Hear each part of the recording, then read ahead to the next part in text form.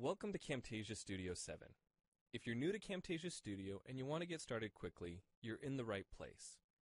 We encourage you to watch this 5-minute video to learn the basics of using the editor, including how to navigate the timeline, make some basic edits, and add special effects. The preview window is where you see the video during playback. The playback controls are located under the preview window.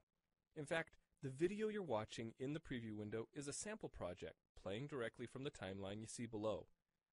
After you watch this video, we hope you take some time to practice what you've learned using the content on the timeline. So let's start with the timeline. This is where you assemble and edit your videos.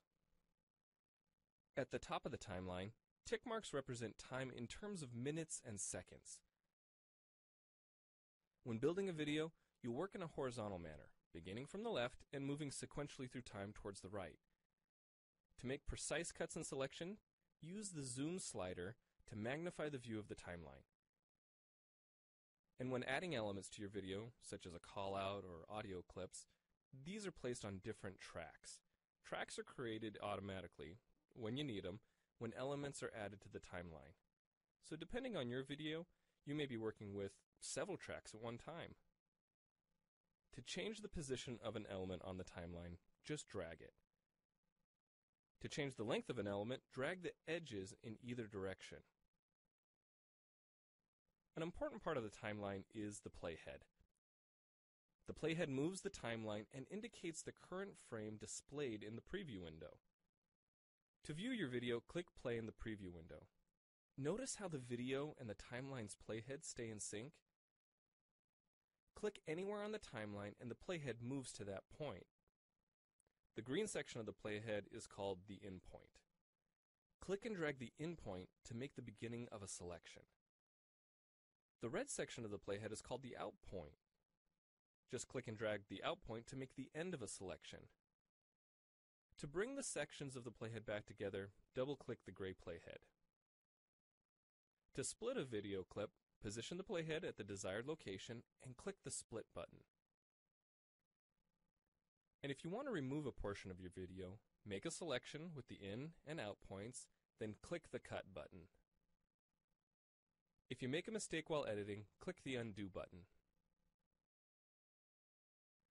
Next, we'll look at the clip bin and the library.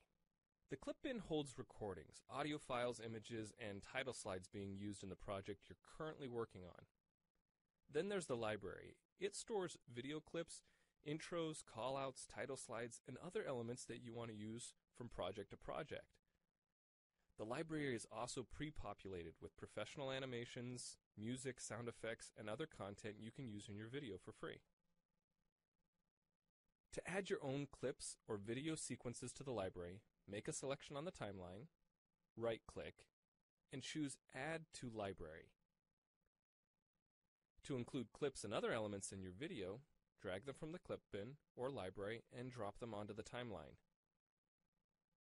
The tabs located above the timeline are task pages used for adding and editing special effects. You can add callouts to emphasize a key point. You can insert a transition between clips for a professional look. Apply zoom and pan effects to focus on important details. And draw attention to the cursor by changing the color, size, and more.